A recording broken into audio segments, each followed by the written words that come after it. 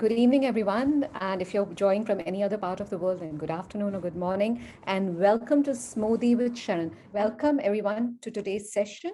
Let me just quickly tell you about Sharan.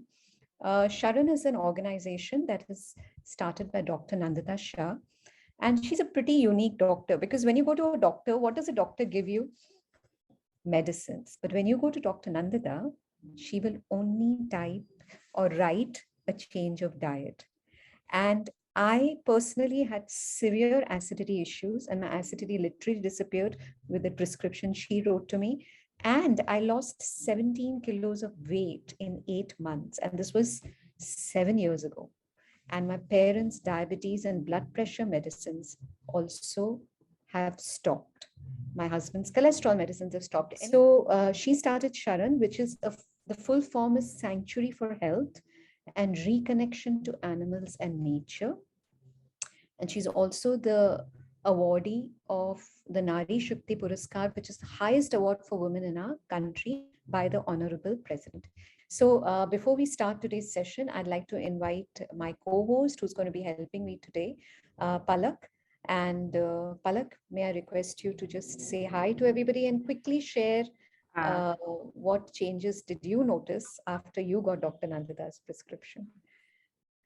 Hello, everyone. I was able to reverse my hypertension and few premenopause issue. I mean, all those were byproduct of the diet. I mean, I never expected those things to be vanished, but all that vanished just with the diet. And especially the hypertension was the main thing that got reversed. Great.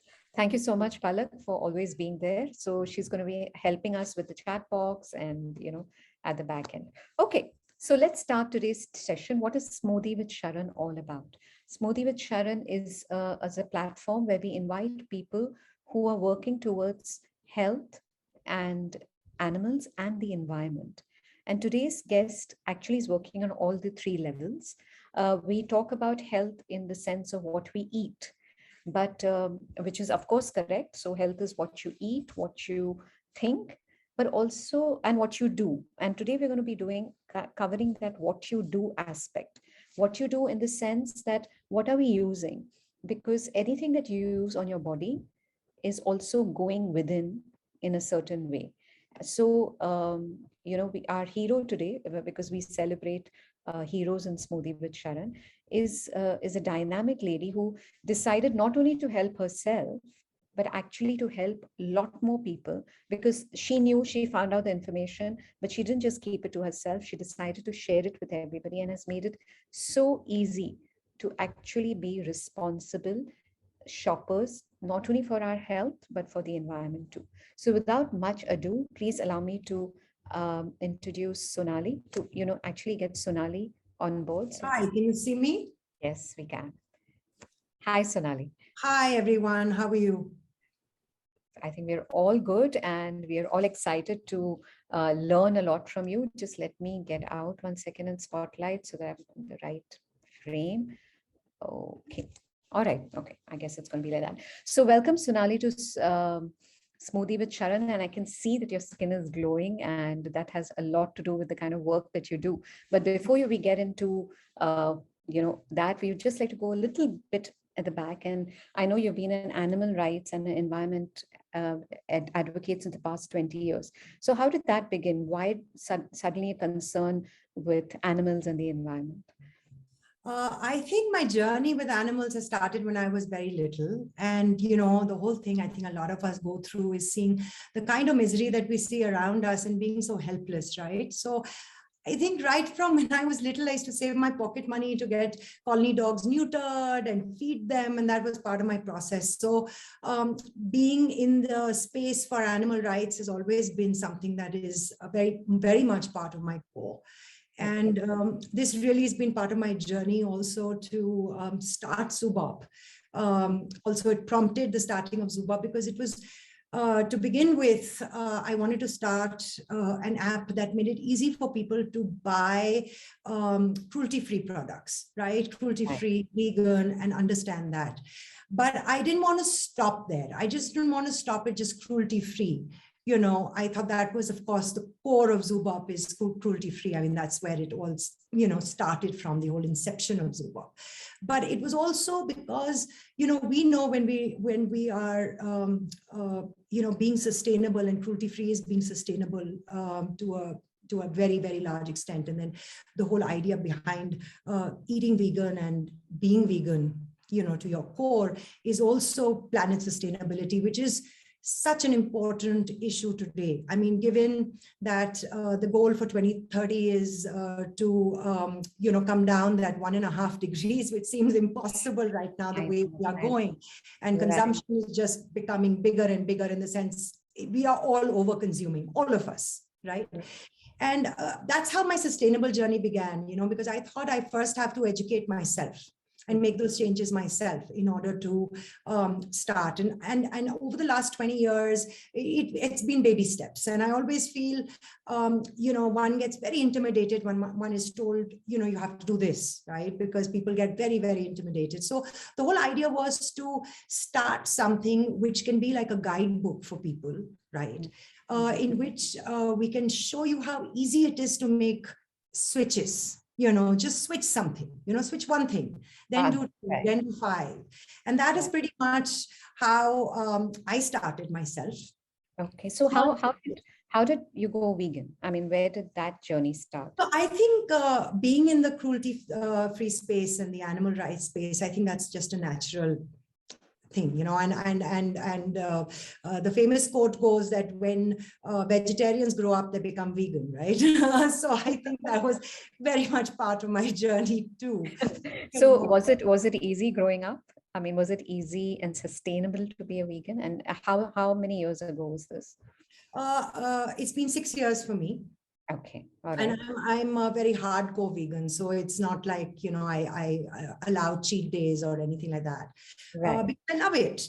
And frankly, it's, again, it's like a learning curve. Every day you learn about things, and cruelty doesn't stop. So it's also about educating myself, understanding more and more about ingredients. There's so many ingredients today which people don't even know could be animal derived. Even we greenwashed to a large extent, even by clean brands. Right. Today, the problem is that even amongst the clean space, and people, of course, in this chat group want to, must be buying clean as it is. But the problem with clean washing today is that everyone is jumping into the clean space. No one calls themselves toxic. No one calls themselves, that we test on animals. No one says that proudly. But the problem is that there is no fact checking. That is what we do. That is what this platform is all about, that we actually fact check for you. So tell me, what do you mean by greenwashing? Now, this was a term I learned first from you the other day when we were chatting. So I'm sure a lot of us don't know about this. So what do you mean by the term greenwashing? So greenwashing is when brands and companies pretend to be greener than they actually are. Right. But isn't there any regulation checking on this? Well, that is the problem. World over, there are regulatory laws, right? And the regulatory laws differ from country to country. And with some being at the high end of the spectrum and some being very, very low. Now, just to give you an example, and this comes as a huge surprise to a lot of people, is that Europe has the highest level of checking. When it comes to anything. The regulatory laws are very, very strict, in the sense that they ban 1,400 ingredients from cosmetic formulation today because of human and ecotoxic concerns, right? These ingredients are banned in the EU. Right, okay. Now, the United States, in comparison, bans 11 ingredients. So you can understand the disparity between Europe and United States to begin with, right? In the United States, it's only California which has a very high regulatory laws, because they follow European standards. So there's something called California Transparency Act, and of course they have their own regulations in that state itself. right? But all over America, it's only 11 ingredients. And I always say that India is probably in the minus where we allow so much to go unregulated, including labeling policy. In India, you can get away by just labeling key ingredients on the back of your products and say that I formulate with neem, tulsi, and aloe vera. Literally, which you'll find behind many, many brands, which are so-called as well. And when we ask them for full label transparency, the reply comes back that, you know, the government doesn't ask it, why should we give it to you? So I always say that, you know, honesty in a company is prime. Even if a company, even if a brand is formulating with dirty ingredients, what we call dirty ingredients, at least they're honest. They're not greenwashing, not telling you that I'm green and I'm clean and I'm giving, they give you their complete ingredient transparency. The problem is when brands claim to be green and clean and then are not honest. Right. Okay. So that's what you mean by greenwashing. Correct. There's a lot of it there. There's also false label claims. You see, the whole thing with greenwashing is today, every brand that you come across would say non-toxic. They would have hashtags of non-toxic, clean, of course, paraben-free and sulfate-free in every product. They would say cruelty-free. They would say recyclable, which I don't understand what that means. Because, you know, I mean, these are just hashtags. The problem is also, again, words like organic, herbal, natural, again, are very loosely used. Organic is a regulatory term, but we find brands carrying the name organic as part of their branding, confusing people again, because you get that sense of goodness, right? When you buy a brand that calls itself organic ABC or herbal ABC, the average customer, the average consumer always says, herbal hai to theek hoga. Correct. Organic hai to acha hoga, right? Yeah. But the problem is that the ingredients, when you actually look at it, it's got very little organic or very little herbal. Okay, just because it has that little bit, it's highlighted. That's what you're trying to say. It's highlighted, and it's also sometimes false claims are made. Oh my God. So that's something without any certifications. Correct. Because organic is actually a certified claim. You can't call yourself organic unless you're certified. Right. So tell me, how does your app do the background? How do you find out? And then, you know, because I was looking at your app and it's extremely useful, and you've actually covered most of the brands that most people use. So how do you get that background information? How do you do your check? Like, how do we know that we can trust Zoobop? Okay, so you know, Zoobop, of course, we're a tiny platform, we're bootstrapped, we're just going into our round of funding. So we are very hands-on as a platform, right? We're very thorough with our research. Where we don't find information, we very clearly write that it's unclear because the brand has been unresponsive. So we are not making up anything. Our entire data that you see is based on scientific review and data that we find. It's not a review of me, Sonali, or like I say, some auntie sitting in Kanpur giving her gyan. It's not that, you know, it is basically what we find. It's also what we find on the brand, on their website, what they claim. We verify that with brands itself. That means we go back and do a Q&A with brand. Here is where the brand honesty is a key part, because when we approach brands, we always first approach brands as a consumer, as a customer, and we see how reactive a brand is to us as a consumer level. That means if me, Sonali, am asking you, Prerna, your brand, about certain information on a consumer level, are you even giving me that information as a customer? And then, of course, the questions are sent from Zoobop formally as well, because we want to see how does a brand react to that. So a lot of the data we find, and we do allow a brand to verify, because what we find, and we find a lot of data, we have to verify it from the brand itself, because of course the information has to be clear from the brand. And secondly, we have third-party checkers, which are if the brand claims certain certificates. For example, brands claim to be PETA certified or Leaping Bunny certified. We find again in India, and this is true to many, many brands that are available on Amazon today or Nykaa or any of these large e-commerce sites, is that they're carrying a cruelty-free logo. Now here, again, there's what we call bunny washing. Okay. Now, when I mean bunny washing, what I mean by that is that brands are actually using trademark logos on their products, and such as PETA, CCF, etc., without being verified cruelty-free. These are trademark logos. So what they're doing is they're just going online and they're finding a bunny logo, which they want to use to show that they're cruelty-free, and they're attaching it on their labels. This is like verify it with the source. So we always check with the certifier. So this is another thing that Zoobop does, because certifiers can't know which are the brands that are falsely or inadvertently using their logos, right? So we always bring it to their notice to certifiers. Similarly, we do that for even organic claims or natural claims, which are certified claims. Right? So have you found a lot? Yes, we do. We also find brands that use the word organic. So they may be EcoCert certified, but they may be not certified for all SKUs. They may be certified for, say, 7 out of 10 SKUs may be EcoCert certified. So when we do check a brand, we also check whether they are certified throughout on a brand level or on a product level. Because again, when you look at brands' websites, you find that they have certain certifications which they proudly display, giving the user the false, the false impression that the brand is fully certified. Whereas then we get to know that's only this product that's certified and the others aren't. That's another thing we check. We also check if the certifications are up to date, because again, this is something that we find that certain brands are carrying certifications, but they're expired and they're no longer certified for that particular claim. Right. Okay. That's very interesting.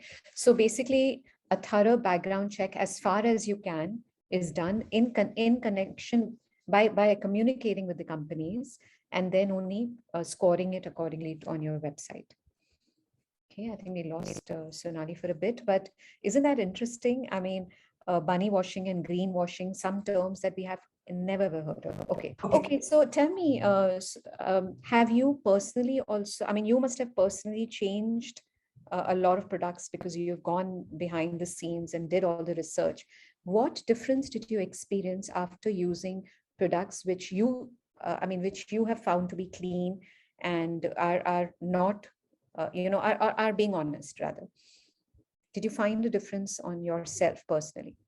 Absolutely. I think a lot of the difference, and I think a lot of the SHARAN community would agree with me, is that when you let go of a lot of toxins in your life, it is not only physically what you feel, but it's also mentally what you feel. You just feel lighter. You just feel lighter. When you use a cotton bud, a earbud, for example, it's as simple as that, which does not have plastic in it. You just have made that change in your own footprint. Right? Or you use a washable cotton pad, and you don't use, like I use washable cotton pads, and I think just reducing my garbage content to that much, not even that much, it's not even the thing of to my hand, it just makes me feel great. And I think your mentally and psychosomatically that works as well, so you're contributing in a certain way. Absolutely. And I think that also makes a huge difference to your skin and the way you think. I think it's also a lot of that that makes a huge difference. So even when you must be finding this with everybody in the SHARAN community as well, that suddenly drop certain things. So say you just replace the white sugar with something healthier like dates or something, you immediately start feeling better. You just start feeling better, because you've let go of something very toxic in your life.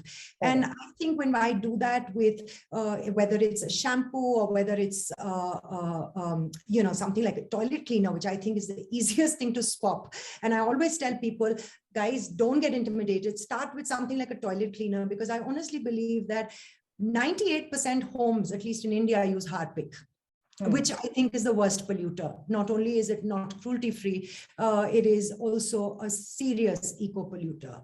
And just change that. Just go. How is it not cruelty-free? I mean, it's just a soap, right? So incredibly, and this is something that comes really shocking, is that these brands are expected to test on animals for even stuff which doesn't go on your face.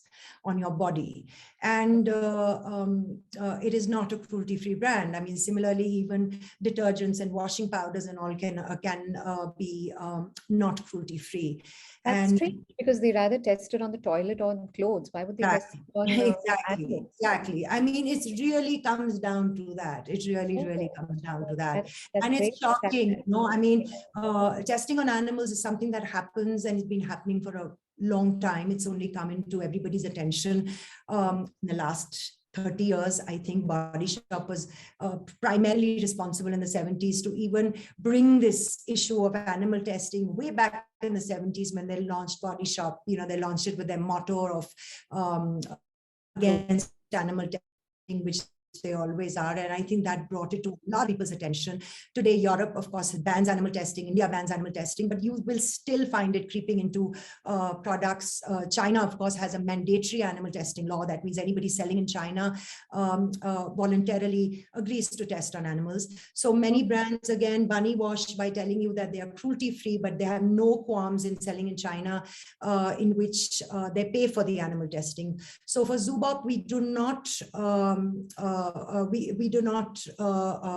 have very high standards for animal testing, and we do not claim that a brand is cruelty free if they sell in China and they're paying for that testing.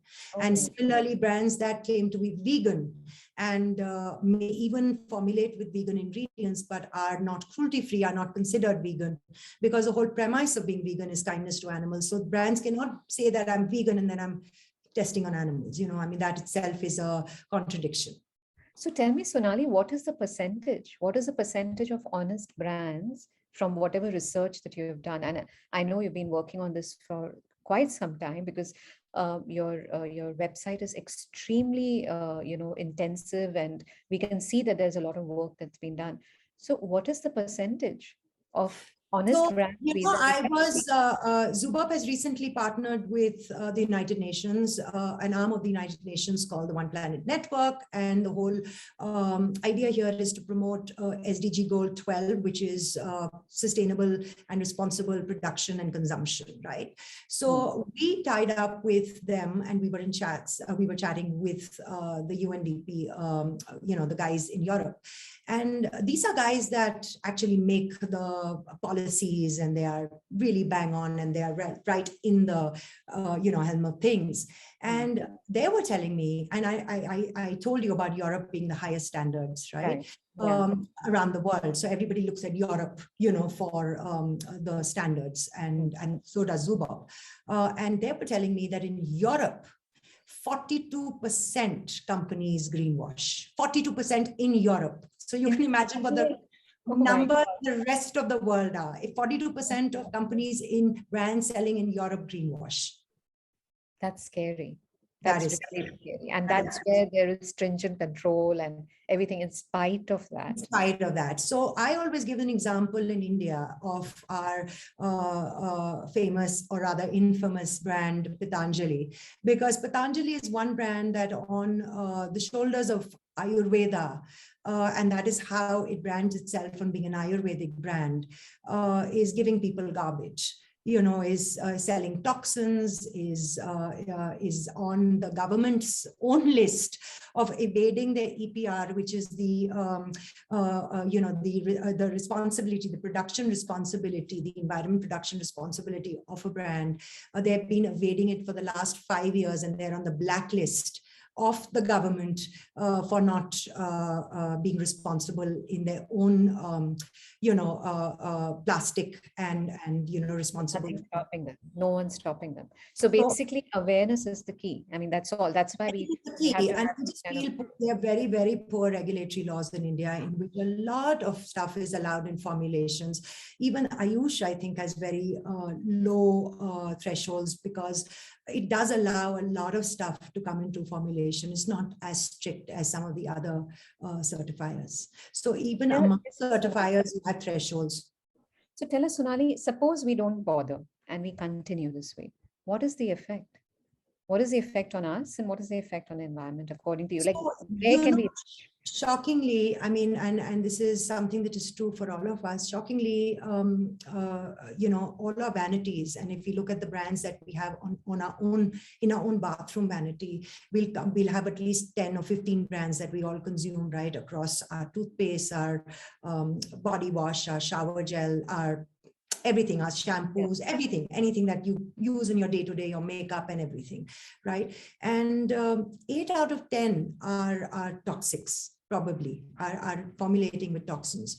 Now, this is something that we get, somebody would say, how are you and who are you as an authority? So we follow global standards when it comes to saying what is toxic and what is not toxic. And these global standards, like I said, we follow the highest, which is by, set by ECA and the UN. And then, of course, there is the Breast Cancer Society. There are many, many. You can check that on our standards in our page on our site. You'll be able to see that in detail on our sources, our process, our methodology, how we score, what we find.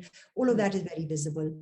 Now, the thing is, the skin absorbs everything, right? Somebody may say that, I'm not consuming this, I'm not eating this, I am just applying it on myself, right? And we find this in winter, and you'll find this very often, that you have dry lips and suddenly that chapstick is gone, or you've applied that hand moisturizer and your hands are still this thing. Your skin is absorbing pretty much everything, and it's little by little, of course, a little iota of things. But imagine, like, I am putting a little bit of arsenic in your food every day, just a little bit, and you're consuming it over 10 years, right? And that would turn into cancer eventually, right? It would turn into cancer.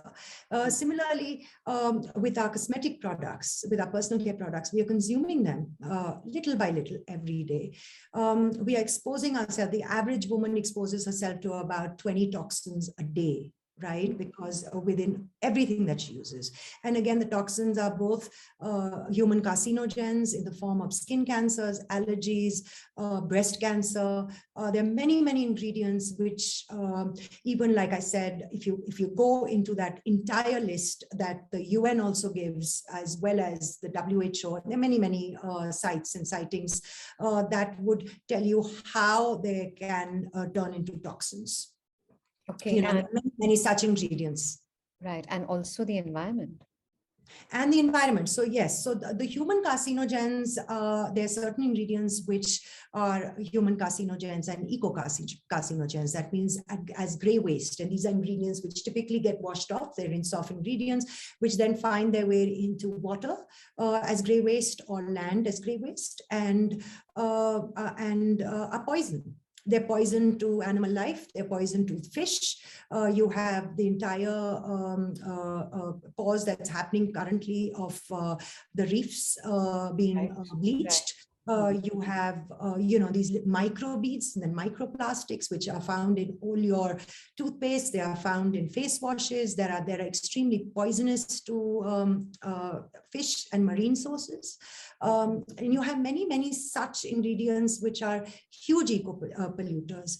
You even find ingredients like palm oil, which is such a cheap ingredient, which is the leading cause of deforestation today, which you find in everything from your Maggi noodles to a lot of cosmetic products.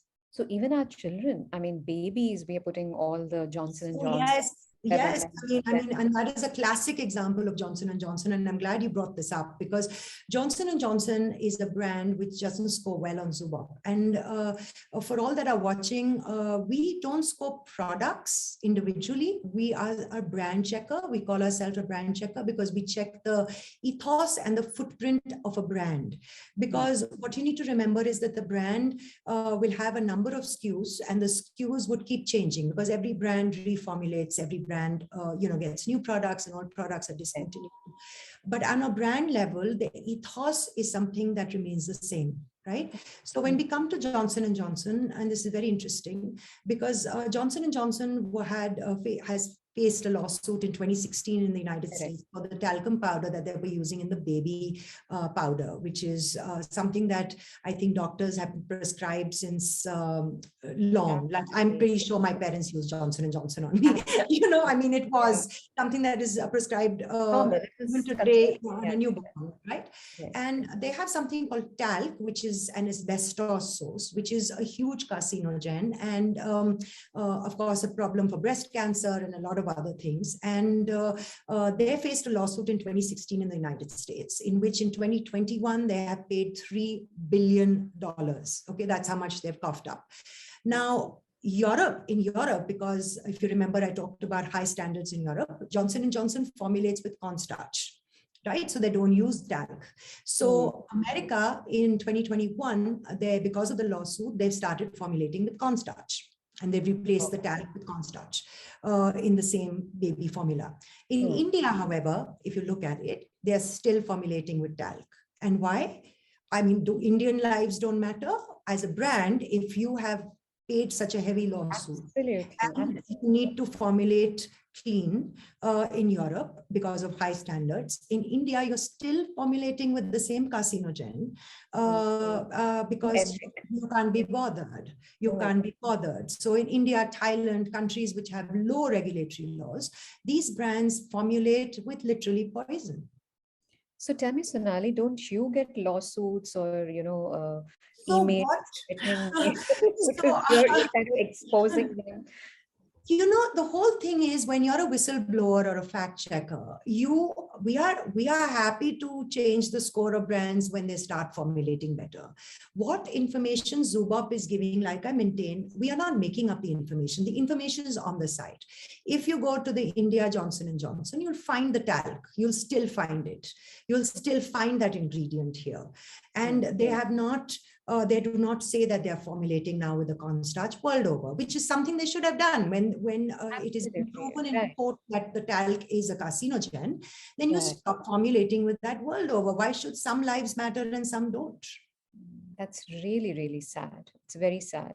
So have you ever been, like threatened or anything like that? So we have disclaimers on our site, because the disclaimers basically say that what information we are giving is as a third-party checker. The information is from the website. The information is after a bunch of Q&As that we do with the site, or with the brand. We always allow the brand to answer us. We always correct ourselves when we get that answer.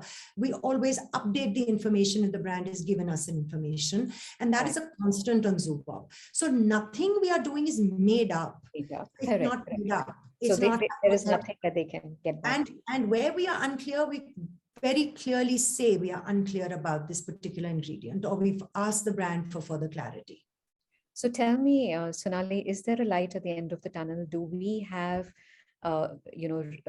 clean and pure and honest brands that can replace everything that we use on a daily basis? We do, and you'll be surprised at the amount of brands that they're there that are clean. And that is the whole other side of Zoobop. So the one side is, you go into Zoobop, you check any brands, you type it by name. So say you're using a Nivea, for example, again, which is a very popular product on pretty much everybody's vanity. And you find Nivea scores very poorly on Zoobop because of various reasons. So Zoobop scores brands on 4 criteria. I must mention that as well. And these 4 criteria, what we consider to be clean beauty, is basically clean as in the ingredients, that is vis-a-vis human carcinogens. Green as in ingredients vis-a-vis eco-carcinogens, as well as packaging. Packaging is hugely important, because there are a lot of brands that claim to be green and then have not green packaging. We talk about cruelty-free. Cruelty-free is a huge point for us, because again, we find brands are saying they're cruelty-free but are not committed to being cruelty-free. So again, it's become like one of those logos that you end up putting at the back of this thing without a true commitment. Zoobop does understand that certified cruelty-free is very expensive and brands cannot afford it. So we ask for a true commitment from a brand. How committed are you to being cruelty-free? And right. Basically. And also, when it comes to cruelty-free, we also check for animal-derived ingredients, because there's certain animal-derived ingredients which can be very cruelly obtained. So those also we consider as dirty ingredients, right? And give some examples of dirty ingredients which we are not aware and we are using. So, I mean, in cosmetic formulation, there are all kinds of ingredients which can be very cruelly obtained from your fish oils and your shark oils and your shark fins and your snail serums, and there is carmine, which is of course the red which you get in lipsticks and stuff from basically crushed beetle juice. I mean, there's all kinds of ingredients which are very, very cruelly obtained. I mean, leather, of course, is also used. Musk is used. These animals are killed for these ingredients. I mean, some of them comes literally from the testicles. The scent that was used in the original formula of Chanel No. 5 is from the musk deer, and it comes from the scent of the musk deer, which comes from literally from the testes. And it's disgusting. It is really, really disgusting as how these are very, very cruelly obtained. It's literally like having a trophy of an animal skull in your office or your den. I mean, it's as close to that. These animals don't have a fighting chance. So it's very, very cruelly obtained. And there are many, many such ingredients. And what is really important in Zoobop, which I think a lot of the Indian consumers would also find helpful for them, is certain people have ethical choices because of their religious beliefs and stuff like that. And there are certain ingredients which have beef. There's certain ingredients which have pork. There's certain ingredients which have all of these things which people don't even know when they're using them. I'm just saying that. I'm just saying that as another ethical concern. So we do check at that level for people as well. And the fourth parameter is honesty, which is what we're talking about, is label transparency. So again, brands claim to be clean, but only give you key ingredients, or certain brands don't have transparency in supply chain because there's certain ingredients which can come from very unethical sources like mica. Mica is a natural ingredients, which is a pigment, and it comes from 80% of the mica comes from India, from Jharkhand, from child labor mines, which are unregulated.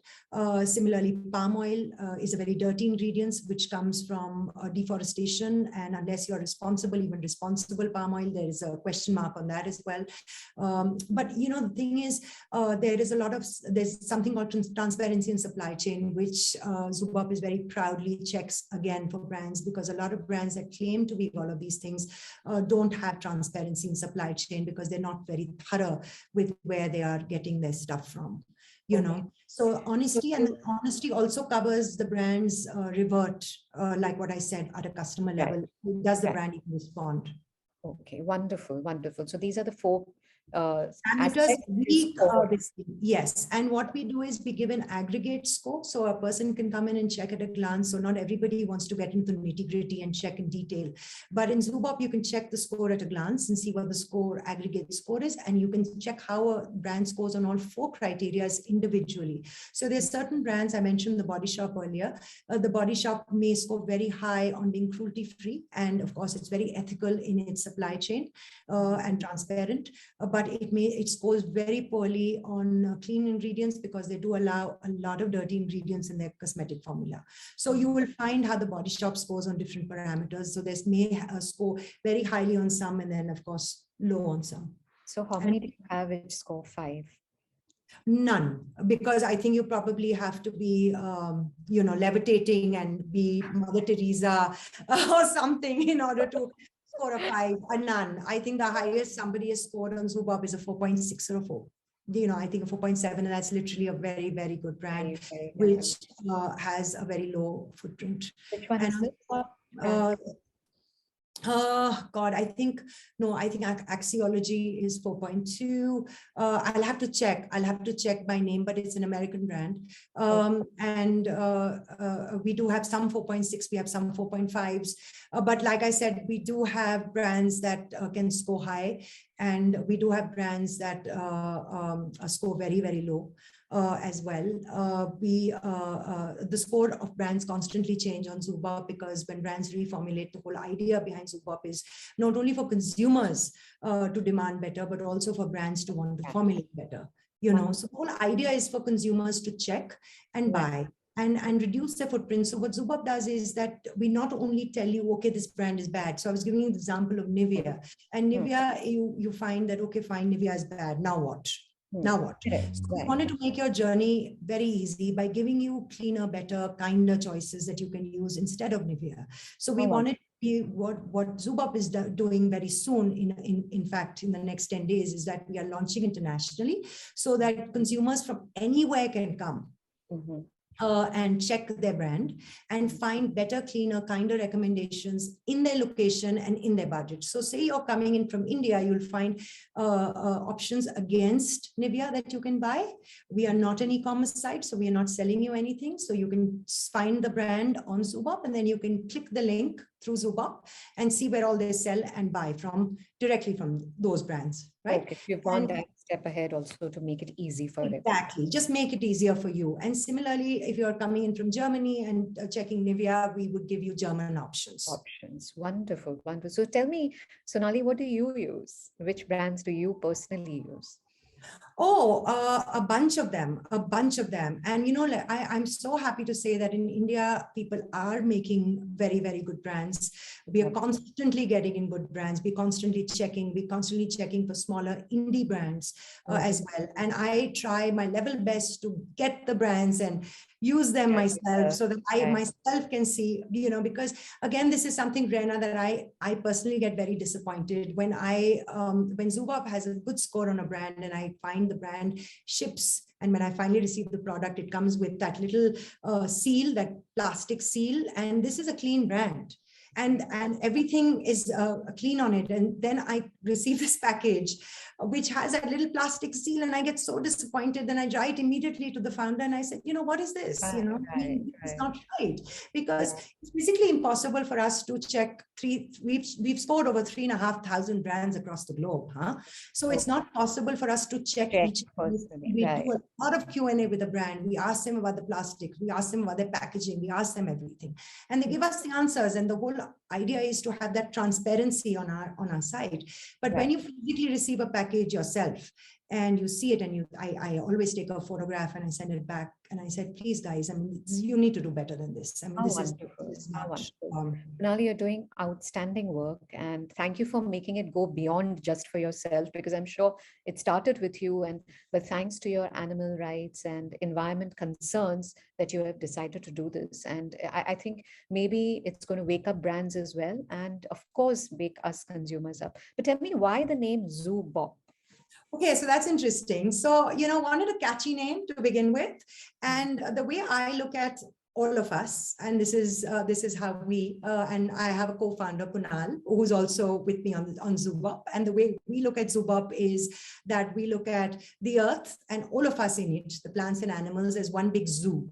Right? We're all animals in a zoo, basically. I mean, you know, we all caged in. This is our planet. This is our home. And we are living in this zoo.